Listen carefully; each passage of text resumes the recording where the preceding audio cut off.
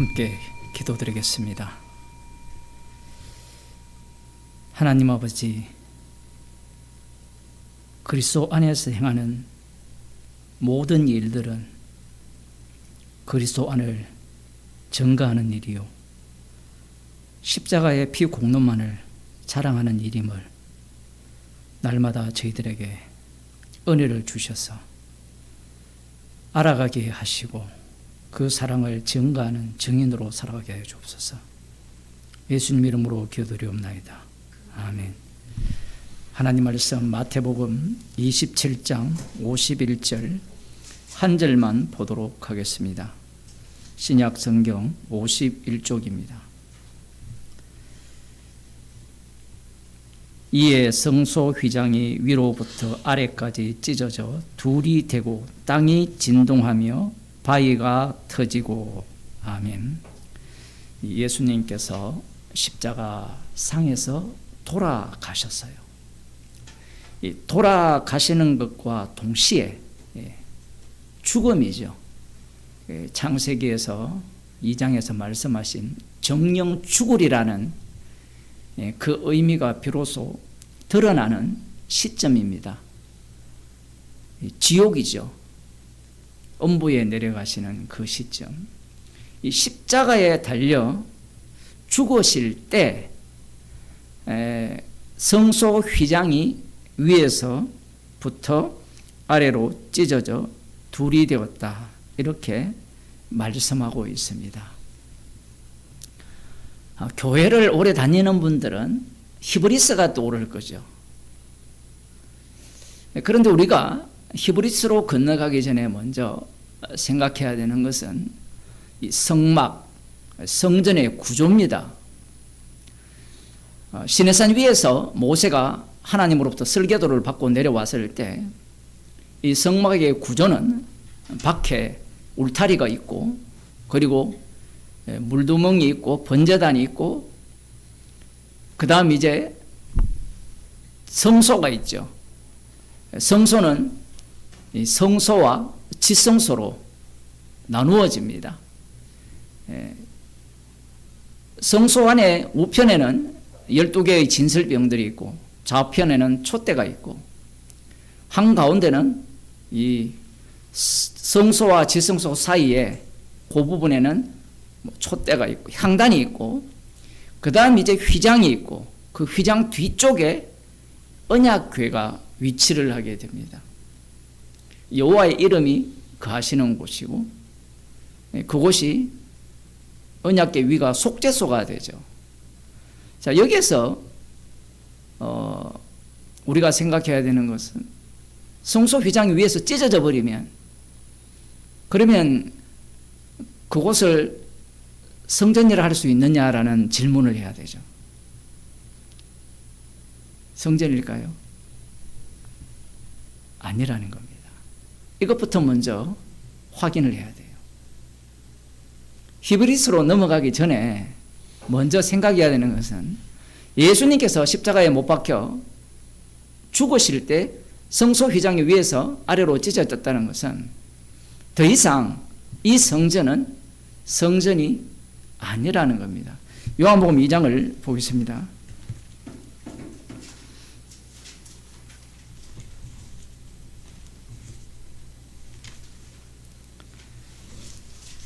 예수님께서 유월절이 가까울 때 예루살렘에 올라가서 성전 안에서 14절 소와 양과 비둘기 파는 사람들과 돈 바꾸는 사람들이 앉은 것을 보시고 노끈으로 채찍을 만드사 양이나 소를 다 성전에서 내어 쫓으시고 돈 바꾸는 사람들의 돈을 쏟으시며 상을 엎으시고 비둘기 파는 사람들에게 이르시되 이것을 여기서 가져가라. 내 아버지의 집으로 장사하는 집을 만들지 말라 하시니 제자들이 성경 말씀에 주의 전을 사모하는 열심히 나를 삼키리라 한 것을 기억하더라. 아직 제자들은 성령을 받지 못했거든요.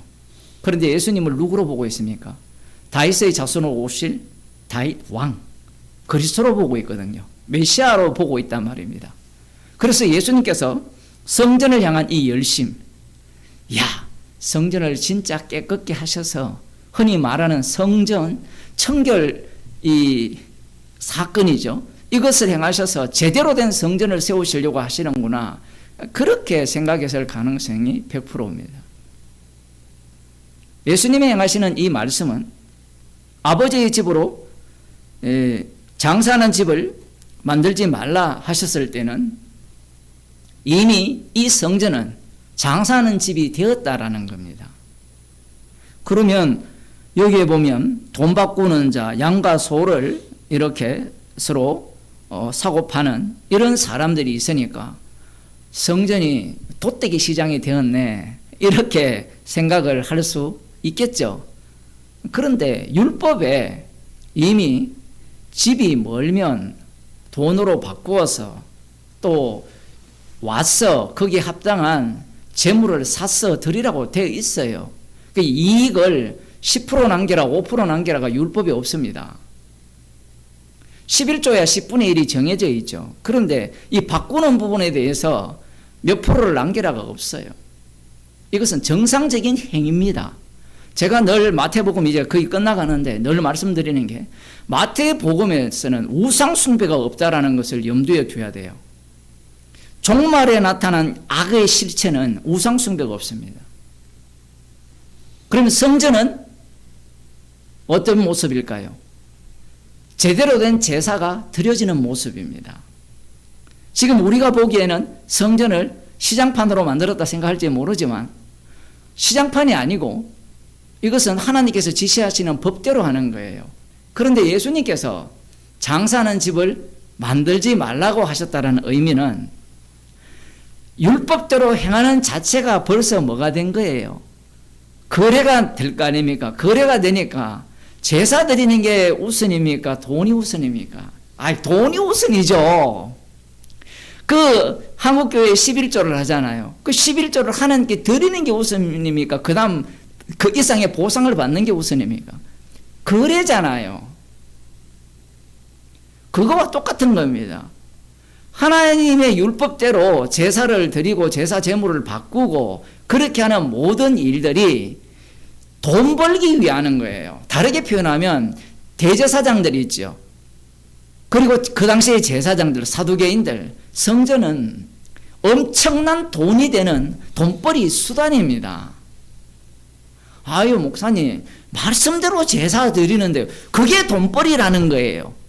성전을 장사터로 만든 겁니다. 나는 아닌데요. 그래서 이 마태복음 23장에 보면 율법대로 행하는 바리새인과 서기관들을 뭐라고 합니까? 외식하는 자라고 하거든요. 바리새인과 서기관 그러면 좀 사람들이 수준 낮은 자 이렇게 생각하는데 사도 바울을 생각하면 돼요. 빌립보서 3장 5절 이하에 보면 자신은 율법의 의로는 흠이 없는 자라 했잖아요. 그게 외식이라니까요. 1회에 2번 금식하고 소대에 11조를 하고 박하 회양과 근처에 11조를 하고 안식일을 꼬박꼬박 지키고 그것보다 완벽한 예식이 없어요. 못 알아듣죠, 상대들은. 그리스도 안에 들어오게 되면 모두가 다 외식하는 자예요. 오늘 제가 시작할 때 기도를 했지만 우리가 하는 모든 일들이 죄밖에 안 됩니다. 복음을 전하는 것도 죄밖에 안 돼요. 십자가를 전가하기 위한 우리의 선악간의 행위들이에요. 말이고. 지금 예수님께서 하시는 이 말씀의 취지는 제자들도 못 알아듣고 바리새인들, 유대인들도 못 알아듣죠.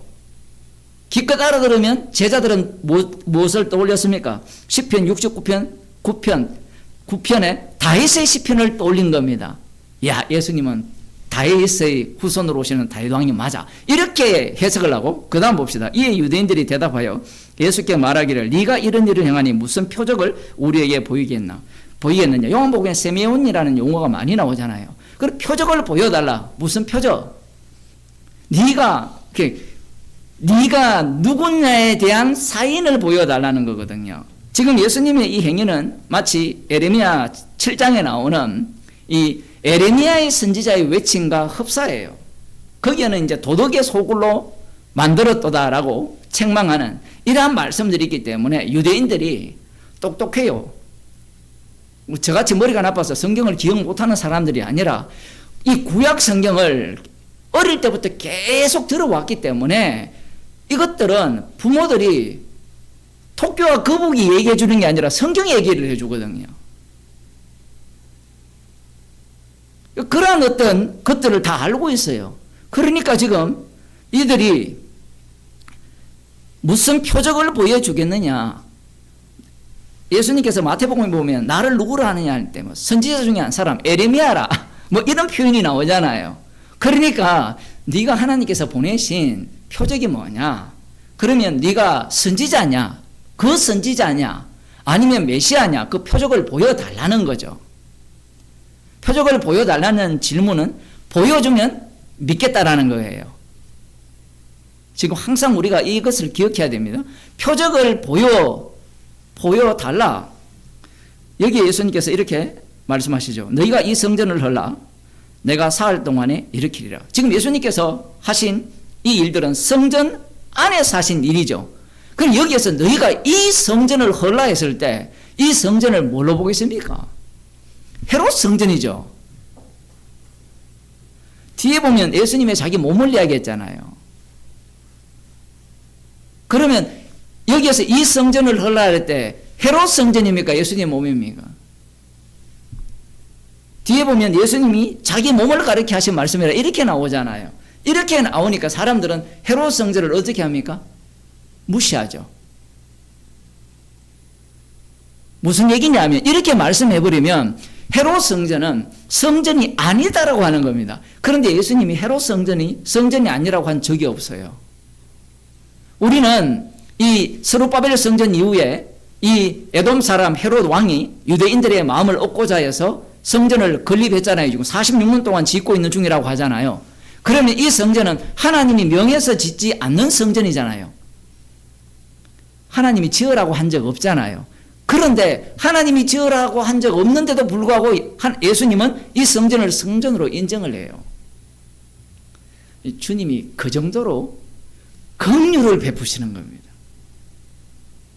아마 우리같이 성질 나쁜 사람들 같으면 내가 지으라고 하지 않았는데 자기 영광을 위해서 왕권을 위해서 성전을 지었다고? 이 성전은 성전이 아니야.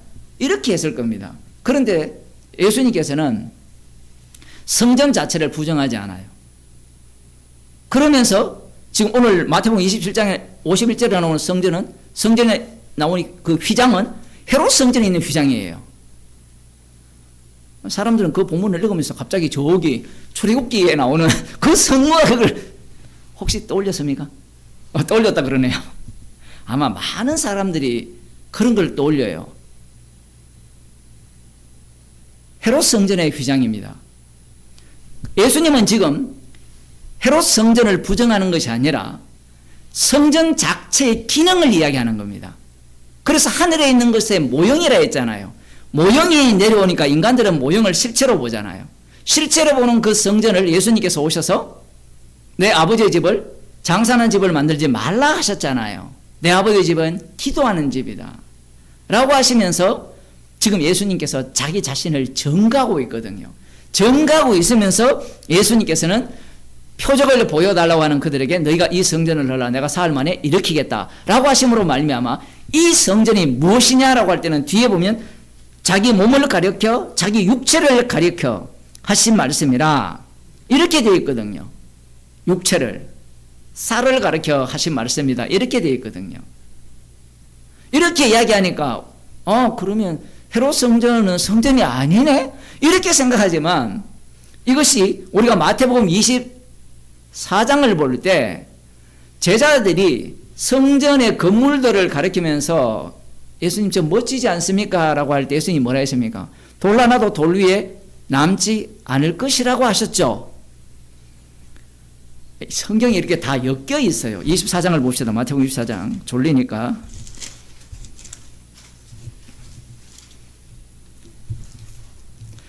1절에 예수께서 성전에서 나와 가실 때에 제자들이 성전 건물들을 가리켜 보이려고 나오니 대답하여 가라사대 너희가 이 모든 것을 보지 못하느냐 내가 진실로 너희에게 이르노니 돌 하나도 돌 위에 남지 않고 다 무너뜨리우리라. 예수께서 감람산 위에 앉으셨을 때 제자들이 종용이 와서 가로되 우리에게 이르소서 어느 때에 이런 일이 있겠사옵니까? 이 성전이 언제 무너지겠습니까? 그 다음 하는 질문이 뭐냐면 어느 때에 또 주의 임하심과 세상 끝날 주의 임하심, 세상 끝날, 성전이 무너짐, 이 모든 것들이 동시다발적이라는 겁니다. 동시적인 거예요. 그러니 예수님께서 지금 너희가 이 성전을 헐라 했을 때는 자기 몸을 죽여라, 내가 사흘 만에 일으키겠다라고 하시는 말씀도 포함이 되지만 이 헤롯 성전도 어떻게 되는 겁니까? 헐어져야 되죠. 그런데 시간차 공격입니다. 예수님의 몸이 먼저 헐어지고 성전은 언제 헐어지죠? 주 70년에 성전이 완전히 헐어지잖아요. 우리는 성경을 볼 때 무조건 이가 딱딱 맞아야 된다라고 생각하는데 주님이 그렇게 일을 안 해요. 구약과 신약을 연결해 보면 제가 어젯밤에도 그 아이 왕을 목매달았다 했잖아요. 신명기 21장 연결해 보면 예수님은 살았을 때 매달렸잖아요. 그럼 율법대로라면 어떻게 해야 됩니까? 죽여가지고 매달아야 되잖아요. 신명기 21장에 나오는 것은 죽인 자를 나무에 매달으라는 얘기예요. 근데 로마의 십자가 처형은 이방인들의 처형 방법이잖아요. 그 처형 방법 속으로 들어오셔서 신명기 21장을 성취하는 겁니다. 여기도 마찬가지죠. 너희가 이 성전을 헐라 내가 사흘 만에 일으키라 했을 때는 그럼 헤롯 성전이 지금까지는 자기 기능을 한 거예요. 왜냐하면 휘장이 아직 안 찢어졌잖아요. 안 찢어졌는데 예수님께서 십자가에 달려 돌아가실 때 휘장이 찢어져 버렸잖아요. 그러면 성전이 어떻게 된 겁니까? 헐어졌다라는 겁니다. 하긴 목사님 그 부분을 보고 어떻게 전체가 헐어졌다고 이야기합니까? 그러니까 사람들이 말씀을 이해를 못하는 거예요. 부분이 전체를 말한다라고 이야기해요. 학자들도. 인간의 시간에는 70년이라는 개입이 있지만 40년 개입이라 칩시다. 예수님이 33살에 돌아가셨으니까 70년이니까 예를 들어 36년, 7년 이럴 때 칩시다. 주님 보시기에는 이것은 한 때입니다. 그냥 한 날이 되고요. 그게 여호와의 날 개념이거든요. 그래서 예수님께서 이렇게 말씀하신 거예요. 끄럽게 이야기하니까 뭐라고 이야기하는가 하면 이 성전은 46년 동안에 지었거늘 네가 3일 동안에 일으키겠느냐 하더라. 이들의 말이 지극히 정상적이죠. 맞죠? 자, 지금도 한번 생각해 봅시다. 예수님의 몸이 성전이다. 이게 받아들여집니까? 우리 머릿속에 이미지로 성전이라 하면 건축물이 떠오르지. 예수님의 몸이 성전이다 하면 뭐가 떠올라요? 이 새 언약의 메커니즘이 떠올라야 되는데 새 언약의 그 과정들이 있잖아요. 육신을 입고 오시고 고난받으시고 핍박받으시고 고난받으시고 죽으시고 부활하시는 이게 떠올라야 되는데 이 성전이 떠올라야 되는데 인간들은 성전에서 되어지는 그 기능들이 떠오르는 것이 아니라 무엇이 떠오릅니까? 건물이 떠오르는 겁니다.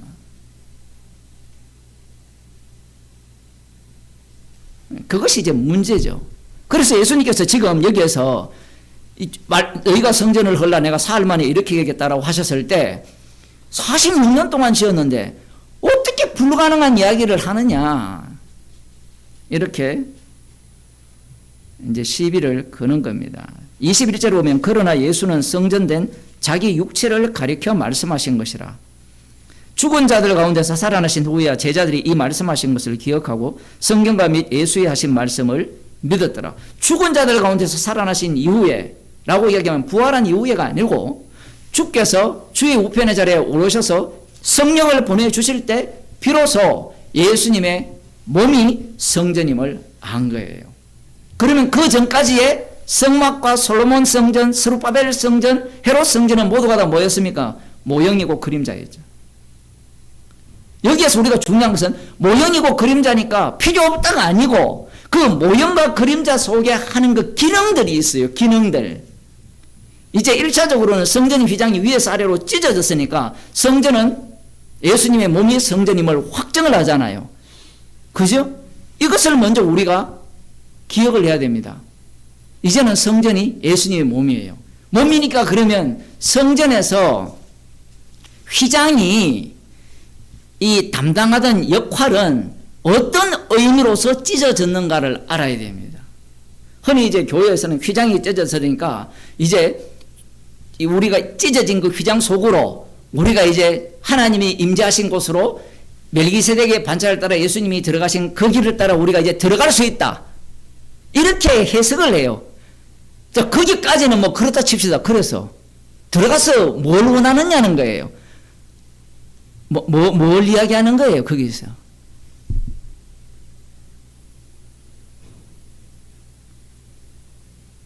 이제 이것이 중요하거든요. 이제 휘장을 찢었으니까 우리는 이제 성소에 들어갈 담력을 얻었다라고 하거든요. 히브리서에 나오거든요. 조금 이따 보겠습니다만은. 성소에 들어갈 담력을 얻었다라고 할 때, 왜 주님의 이 몸이 휘장이잖아요. 피가 휘장이거든요. 그 피로 휘장을 찢으셔서 는데, 우리가 그것으로 예수의 피 안에서 휘장 안으로, 지성소 안으로 들어갈 담력, 그 용기가 왜 필요하냐 이 얘기예요. 그 담력이라는 것은 용기거든요. 용기가 필요한 지점은요, 죽어야 할 때예요. 레위기 16장을 봅시다.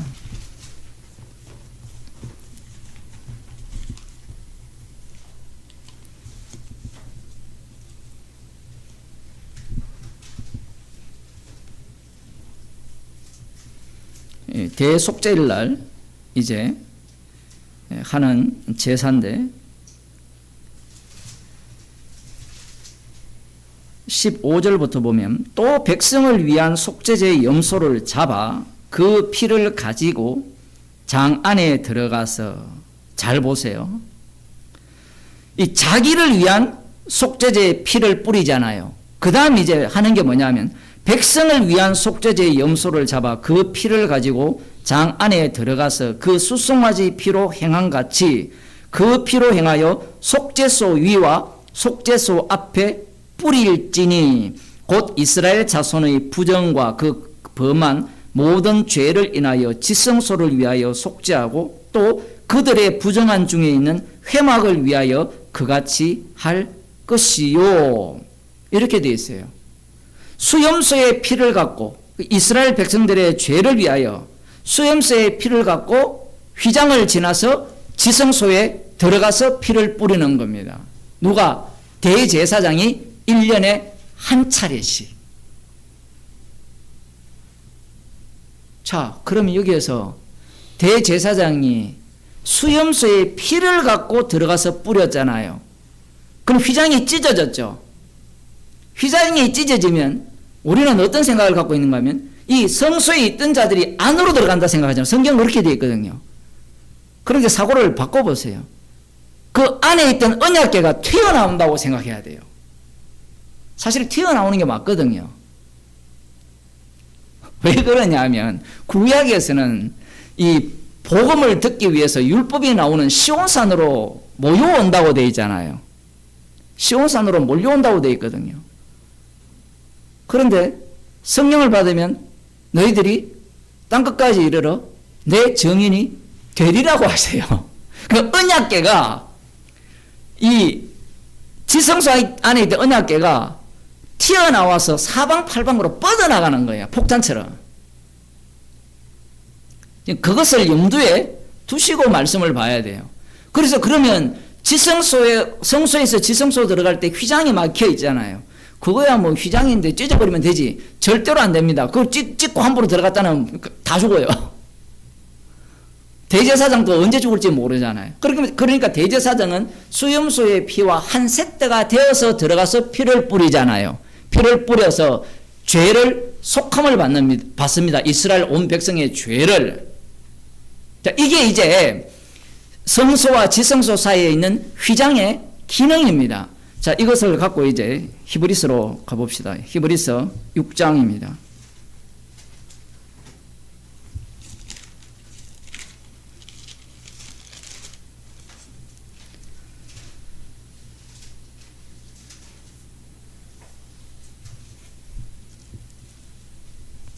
육 장 19절 우리가 이 소망에 있는 것은 영혼의 닭 같아서 튼튼하고 견고하여 휘장 안에 들어가나니 그리로 앞서가신 예수께서 멜기세덱의 반차를 쫓아 영원히 대제사장이 되어 우리를 위하여 들어가셨느니라. 자, 예수님께서 앞서 휘장 안으로 들어가셨다 했죠. 앞서. 자, 앞서 들어갔기 때문에 우리도 어떻습니까? 휘장 안으로 간다라는 거죠. 예수님께서 멜기세덱의 반차를 쫓아 영원한 대제사장이 되어 우리를 위하여 들어가셨죠. 자, 구약의 세트가 뭐였습니까? 대제사장 플러스 피죠. 그 예수님은 자신의 피로 휘장 안으로 들어가셨고 그 피로 어떻게 하셨어요? 이스라엘의 백성의 죄를 용서하신 겁니다. 자, 그러면 우리도 어디로 들어가요? 휘장 안으로 들어간다라고 이야기를 하잖아요. 여기에 보면 소망이라는 것이 있어요. 소망에 있는 것은 영혼의 닭 같아서 튼튼하고 견고하여 휘장 안에 들어가나니. 지금 이 얘기를 왜 자꾸 하느냐 하면 이 복음을 들은 사람들에게 지금 엄청난 환난과 핍박이 있어요. 지금 히브리서를 읽는 사람들이. 그래서 이들에게 필요한 것은 인내와 소망이에요. 문제는 뭐냐 하면 문제는 지금 이 본문의 의미가 어떤 의미예요? 아, 예수님께서 영원한 멜기세덱의 반차를 쫓아서 휘장 안으로 들어가셨으니까 우리도 그 안으로 들어가면 들어가면 구원 얻네. 이렇게 해석을 할 가능성이 거의 100%입니다. 지금까지 제가 듣기로는 거의 그렇게 해석해 왔어요. 지금 이 얘기는 그 얘기가 아니라 예수님이 멜기세덱의 반차를 쫓아 영원한 대제사장이 되어 우리를 위해 휘장 안으로 들어가셨죠. 휘장 안으로 들어가신 것을 어떻게 표현한가 하면 십자가에 피 흘려 돌아가셨다. 지금 마태복음 27장 50절에 나오는 돌아가셨다. 영원히 떠나셨다라는 표현을 하면서 휘장이 위에서 찢어졌다라고 표현을 해요. 그러면서 찢어졌으니까 예수님의 피로, 예수님의 생명으로 대속물이 되신 거예요. 그러면 우리도 휘장 안으로 들어가면 우리가 뭐가 된다는 거예요?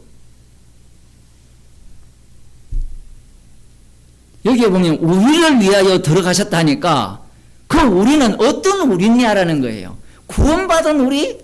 아니에요. 이것은 구약에서도 이미 출애굽기 19장에서 말씀하셨어요. 너희들이 율법대로 살고 지키면 제사장 나라가 된다라고 했잖아요. 제사장 나라는 것은 내가 죽고 타인이 사는 나라예요.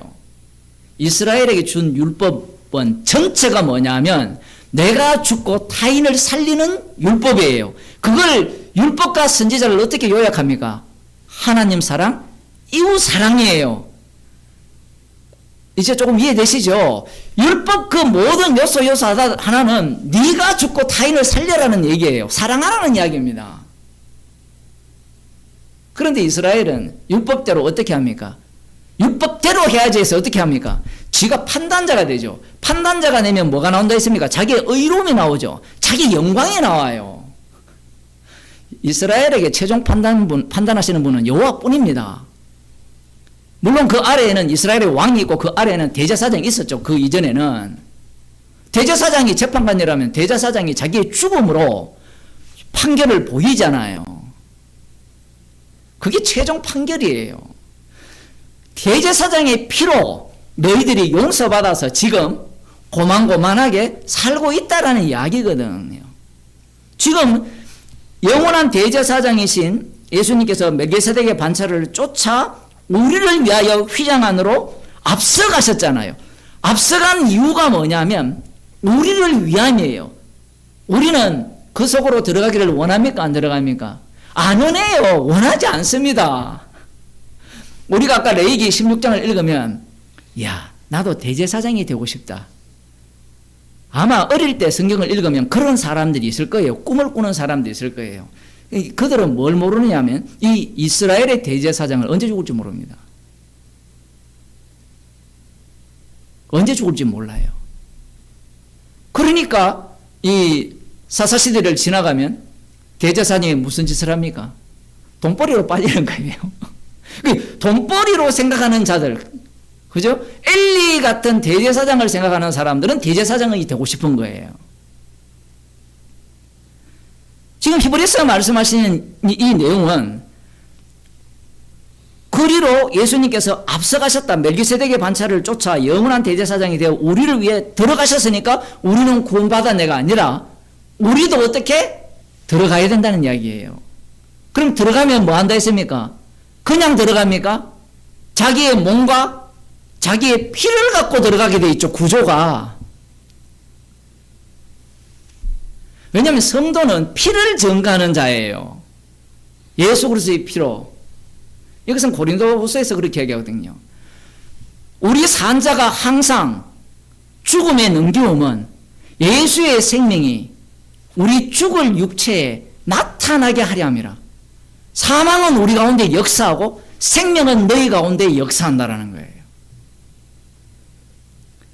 예수님이 영원한 대제사장으로서 멜기세덱의 반차를 따라 휘장 지성소로 들어가셨으니까, 휘장 안으로 들어가셨으니까, 우린 이제 구원받았으니까, 십자가의 피로 구원받았으니까 이제 천국 백성이야. 우리 떵떵거리면서 이 세상에 어떻게 살더라도 천국 갈 거야.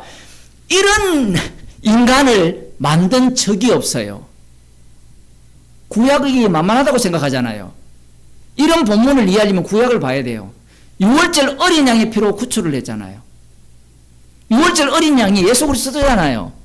그럼 예수님이 휘장 안으로 먼저 들어가셨잖아요. 그렇게 적용해야 되잖아요. 그럼 이스라엘도 휘장 안으로 들어가라고 구출을 한 거잖아요. 들어갑니까? 안 들어갑니까? 안 들어가니까 진멸해버리는 거예요. 이스라엘을 위한 6월절 어린 양의 피는 없습니다. 아브라함을 위한 약속은 없어요. 아브라함을 위한 약속이에요. 그러면 아브라함을 위한 약속이기 때문에 아브라함은 약속을 위해서 죽고 아브라함이 돼야 돼요. 야곱도 마찬가지죠. 야곱을 위한 약속은 없습니다. 야곱은 죽고 약속을 위하여서 이스라엘이 돼야 돼요. 하나님이 그렇게 강제로 바꾸시는 겁니다. 새 창조를 하시는 거예요. 예수님께서 십자가에서 다 이루셨다라고 하고, 이 히브리서와 짝이 되는 것이 로마서잖아요. 로마서에서 행위로 말미암지 않고 은혜로 구원을 얻었다고 하니까 사람들은 이걸 뭐라고 생각하느냐 하면, 율법을 지켜서 구원 얻는 게 아니고 예수님을 믿어서 구원 얻었으니까 우리가 구원을 공짜로 구원 얻는구나. 십자가의 피로 구원 얻는구나. 그 피만 믿으면 되는구나. 이렇게 생각을 해요. 그 말은 맞죠. 그 말은 맞는데 십자가의 피를 믿음으로 구원을 얻었기 때문에 십자가의 피를 증거하기 위한 뭐가 나와야 되죠? 행위가 나와야 돼요.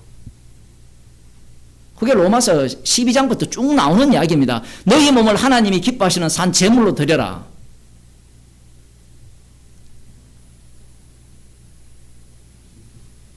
히브리서도 마찬가지죠.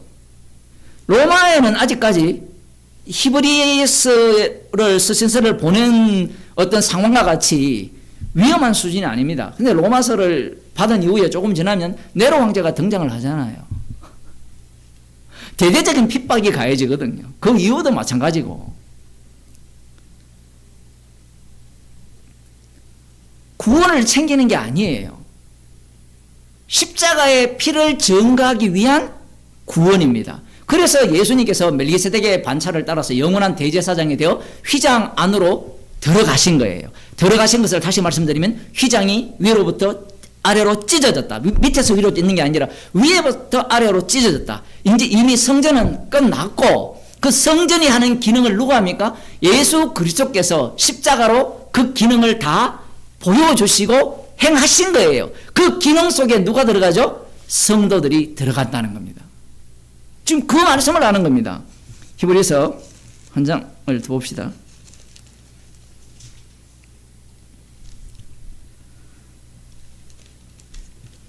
10장 19절입니다.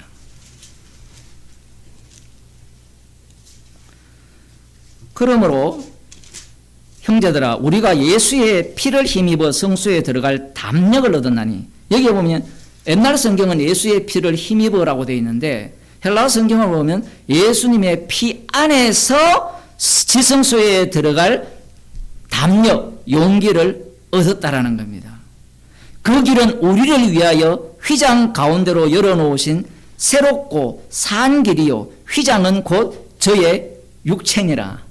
이제는 아까 휘장 안으로 들어갔다 해놓고 이제는 휘장이 예수님의 육체라고 휘장이 찢어진 것이 예수님의 죽으심이 되는 거죠. 자, 여기에서 이제 그 길은 우리가 예수의 피 안에서 지성소에 들어갈 담력을 얻었나니, 그럼 이 지성소가 뭐냐라는 이야기가 또 나와야 돼요. 예수님이 자신이 어떻게 했습니까? 자신의 죽으심으로, 여기에 보면 휘장은 저의 육체라고 표현을 했지만 그 육체 되신 분이 뭐가 되셨어요? 지성소로 들어가셔서 참된 뭐가 되십니까? 죄 용서하는 대속물이 되시죠. 영원한 대제사장이잖아요. 그래서 앞부분에 보면 그 29절에 우리가 예수의 피 안에서 우리도 지성소에 들어갈 용기를 얻었다라는 겁니다. 예수님의 피 안에 있기 때문에 이제는 구원받았다가 아니라 예수님이 들어가신 그 길로 지성소 안으로 성도들도 들어간다라는 겁니다. 대부분 목사들은 이 지성소에 들어갈 담력을 얻었다고 하니까 이제 우리는 천국 백성이 된다, 이런 논리를 자꾸 펴요. 그게 아니라 예수님이 육체도 휘장이 되고 또 예수님이 육체가 휘장을 찢으시면서 지성소 안으로 들어가셨잖아요. 들어가셔서 예수님이 뭐가 되셨어요? 영원한 대제사장, 자신의 피로 영원한 대제사장의 영원한 단번에 제사를 드리셨잖아요. 그러면 단번에 제사를 드렸으니까 이제 우리는 그 혜택을 누리고만 살자, 그게 아니고, 맞아요, 누리고 살면 돼요. 누리고 사는 게 뭐냐면 예수님의 피 안에서 지성소에 들어갈 용기를 얻었다라는 겁니다. 그런데 히브리서를 읽는 사람들은 지금 자꾸 머뭇거립니다. 왜? 환난과 핍박이 너무 강하기 때문에 그래요. 멈칫멈칫하기 때문에 그렇습니다. 구원을 챙기는 자들은 이 말씀에 아멘하지 않아요. 이 말씀을 어떻게 읽겠습니까? 예수님이 휘장이시고 자신이 피로 또 지성소 안으로 들어가시고 휘장을 찢었었으니까 우리는 예수님 덕택에 예수 믿고 천국 가자, 이게 유대교거든요. 이 구원론이에요. 지금까지 기독교 역사에서 이 신학 자체가 인간 구원론으로 다 흘러왔던 겁니다. 히브리서 12장 3절을 봅시다. 너희가 피곤하여 낙심치 않기 위하여 죄인들의 이같이 자기에게 거역한 일을 참으신 자를 생각하라. 예수님이 어떻게 했습니까? 십자가상 마태복음 27장 50절 51절에 조롱당하시고 그 전에 십자가에 못 박혀 돌아가셨죠. 자신들을 거역한 자들에 대해서 어떻게 했습니까? 돌아가셨어요. 그러면 우리는 뭐라고 생각하느냐면, 그거 돌아가신 거 챙기면 안 됩니까? 우리가 챙길 게 없어요. 말은 맞는데요. 그 챙기는 게 뭐냐면 그 다음 나오는 겁니다. 너희가 죄와 싸우되 아직 피 흘리기까지는 대항치 아니하고 또 아들들에게 권하는 것 같이 너희에게 권면하신 말씀을 잊었도다. 일러서되 내 아들아 주의 징계하심을 경히 여기지 말며, 그 징계하심 속으로 들어가라는 얘기입니다. 그에게 꾸지람을 받을 때에 낙심하지 말라. 주께서 그 사랑하시는 자를 징계하시고 그의 받으시는 아들마다 채찍질 하심이라. 하나님께서 아들을 사랑하기 때문에 십자가에 못 박혀 죽여버리죠. 그러면 우리는 역시 하나님의 장자죠. 이 히브리서에서는 형제들이라 하잖아요. 예수님이 자신의 육신을 입고 오셔서 인간이 당할 수 있는 모든 고난을 친히 체험하셔서 우리의 연약함을 함께 체휼하시는 자죠. 다 아시는 분입니다. 그래서 예수님은 형제들로 만들죠. 그러면 예수님이 형제라면 예수님이 걸어가신 코스를 걸어야 안 됩니까? 왜 걷느냐라고 물으시면 이들이 십자가 피를 자랑하기 때문에 그래요.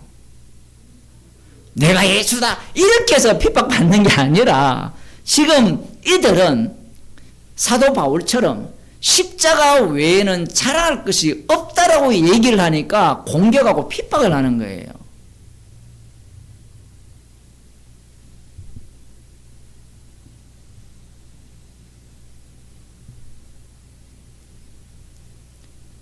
히브리서 13장 12절을 보겠습니다. 그러므로 예수도 10절부터 봅시다. 우리에게 제단이 있는데 그 위에 있는 제물은 장막에서 섬기는 자들이 이 제단에서 먹을 권이 없나니 이는 죄를 위한 짐승의 피는 대제사장이 가지고 성소에 들어가고 그 육체는 영문 밖에서 불사름이라. 이렇게 이야기하면 뭔가 분리가 되는데 그 다음 하시는 말씀이 이런 겁니다. 그러므로 예수도 자기 피로서 백성을 거룩히 하려고 성문 밖에서 고난을 받으셨으니 십자가에 못 박히신 것이 예루살렘 그 성문 밖이거든요. 거기서 고난 받았다라는 거예요. 제물이 되신 거죠. 그것을 예수님 몸을 휘장이라고 표현하고 휘장 사이로 열어놓으신 길이라고 이야기를 하는 겁니다. 오늘 마태복음 27장 51절에서는 휘장이 위에서 찢어졌다라고 말씀을 하시는 거고, 그 다음 봅시다. 그런즉 우리는, 자, 뒤에 없다 치면, 오늘날 구원파들을 치면 이렇게 하죠. 자기 피로서 백성을 거룩히 하려고 성문 밖에서 고난을 받으셨으니 우리는 그런즉 구원받았다. 이제 천국 백성이다. 이제 여러분이 어떻게 살든 천국 백성이다. 이 논리를 펼 거 아니에요. 휘장이 위에서 찢어졌다면서요. 그러니까 이게 얼마나 엉터리입니까? 뭐라고 하십니까? 그런즉 우리는 그 능력이 뭐냐? 비난이에요. 예수님이 무엇 때문에 비난받았습니까? 우리가 마태복음 27장을 지금 계속 보고 있잖아요. 하나님의 아들인데 하나님 아들다운 면모를 보입니까? 안 보입니까? 안 보이죠. 그러니까 네가 하나님의 아들이면, 네가 유대인의 왕이면, 이스라엘의 왕이면 너도 구원하고 우리도 구원하라. 십자가에서 내려와 보라. 그 온갖 조롱을 다 당했어요. 그러면 성도들은 하나님의 자녀죠. 양자죠. 십자가의 증인이잖아요. 주님이 보내신 자들이잖아요. 그러면 십자가를 이야기하면 사람들이 뭐라 하겠어요? 네가 하나님의 아들 증거 보여라 부터 시작해서 별별 소리를 다 하겠죠. 예수님이 당했던 그 조롱과 비난을 다 당하게 돼 있어요. 그 조롱과 비난을 안 당하려면 복음을 뭘로 바꿔야 되죠? 갈라디아서에서 나오듯이 다른 복음으로 바꿔야 돼요. 다른 복음. 십자가 이야기하지 말고, 십자가는 그냥 죄 용서 받는 용도일 뿐이고, 교회라면 적어도 한 1000억 정도는 갖고 있어야 되고, 교인 수는 한 10만 명은 있어야 된다. 이런 논리를 갖고 오겠죠. 그런데 뭐라고 합니까? 예수님께서 어떻게 하셨어요? 자기 피로서 백성을 거룩히 하려고 성문 밖에서 고난을 받으셨느니라. 이걸 거꾸로 이야기하면 자기 피로서 자기 백성을 거룩히 하려고 자기 몸을 어떻게 휘장인데 대제사장으로서 하여튼 기능이 다양하게 돼 있어요. 그분이 어디로 들어갔습니까?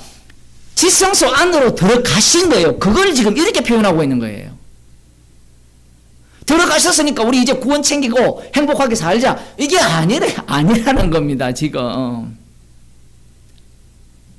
왜 자꾸 이런 문제가 발생하느냐 하면, 말씀이라는 것을 자꾸 지식으로 듣기 때문에 그래요. 이 구약을 볼 때 그게 지식이 아니잖아요. 사람들은 글로 기록해버리면 지식이 되잖아요. 그런데 글로 기록되었지만 살았고 운동력이 있는 말씀이에요. 실제 사건이란 말입니다. 실제 사건. 우리 가운데 일어나는 사건들.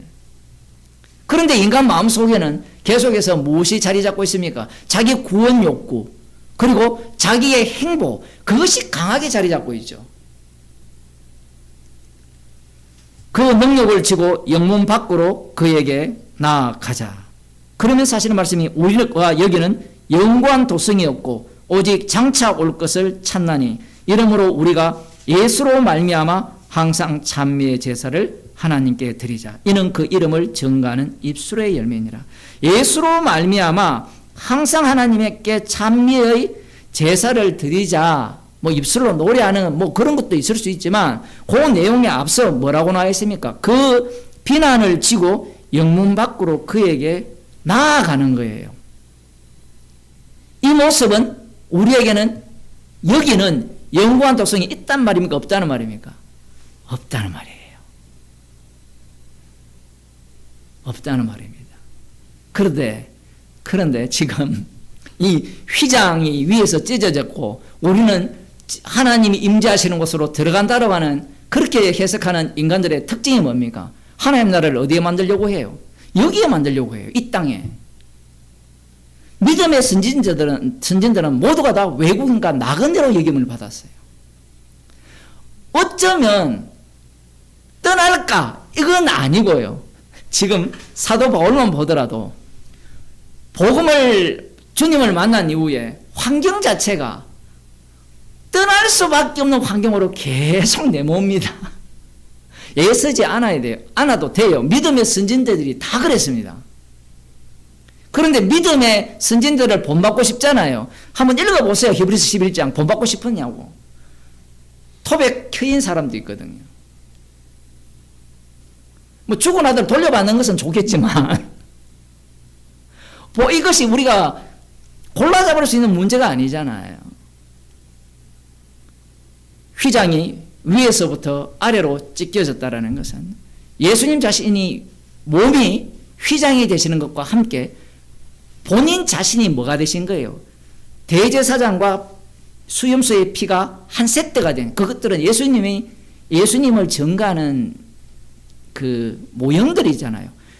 자신이 친히 자기 백성의 죄를 담당한 분이 되셨다라는 것을 보여주는 겁니다. 그 보여줌과 동시에 그 일이 우리를 위함이기 때문에 우리는 하나님의 자녀가 되었죠. 자녀가 되었으니까 진짜 하나님의 아들을 본받아야 될 거 아닙니까? 제가 이 말을 하고 싶어요. 제발 좀 하나님의 아들을 본받읍시다. 예수님을. 근데 사람들은 교회는 어떻게 본받자 해요? 착하게 살아야 돼. 선하게 살아야 돼. 본이 돼야 돼. 지금 내일부터 대통령 선거 하잖아요.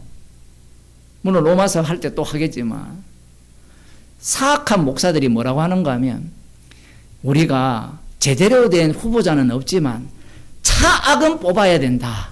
이렇게 주장을 해요. 왜 그런 말을 합니까? 자기는 무슨 선택을 했다는 거예요, 지금까지.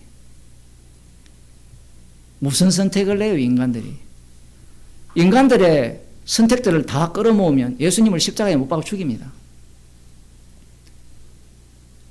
우리가 살아왔던 거 한번 비디오로 텔레비전에 가서 어제 사자 토론할 때처럼 한번 토론해 볼까요? 지었던 죄를 다 낱낱이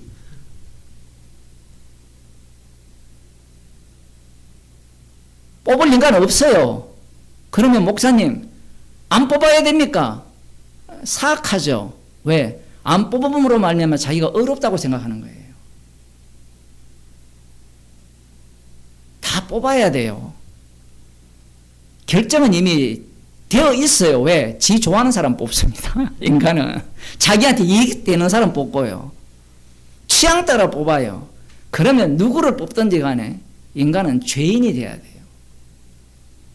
그럼 죄인이 되면 끝이냐? 오늘 본문과 연결시키면 복음이 나와야 되겠죠. 복음이 나오면 자기를 부정하는 자리로 나갑니다. 자기를 부정해야 되죠. 성도들은 예수 그리스도의 피를 증거하기 때문에 그 피를 증거하는 자로서 이 주님이 걸어가신 길을 걷게 되어 있어요. 죄는 죄대로 지으면서 피를 자랑해야 될 거 아닙니까? 나는 죄인 중에 개수라고 해야 될 거 아니에요. 나는 죄인 중에 개수인데 나는 피로 용서받았는데 내가 뽑은 것은 착이야. 저 나쁜 이재명보다는 더 나은 인간을 뽑아서 하고 싶은 얘기가 뭐예요? 그래서